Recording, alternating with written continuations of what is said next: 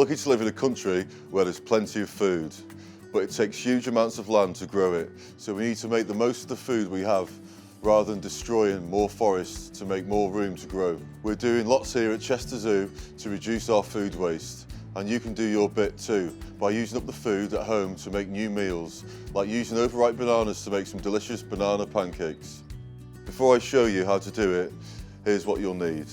350 grams of self-raising flour, 2 teaspoons of baking powder, 2 very ripe bananas, 2 eggs, some salt, and 150 ml of whole milk or alternative, and some butter or margarine for frying. Okay, now let's get started. First, get your 2 overripe bananas. It doesn't matter if they're completely black. If you just mash these with a fork into a little smooth paste, you add a little bit of salt, 2 eggs, 150 ml of milk. You just whisk that together. You add 2 teaspoons of baking powder. This will help the pancakes be fluffy. And then 350 grams of self-raising flour.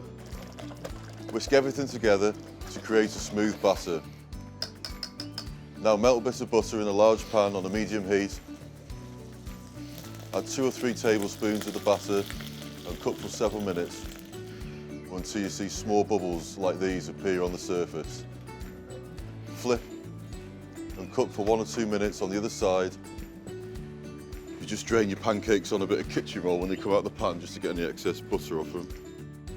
When you're finished, stack the pancakes and add your favourite toppings. And that's that, a dessert fit for a king. It's just one of the many simple, creative and delicious ways to love your leftovers. Discover more recipes through the link below.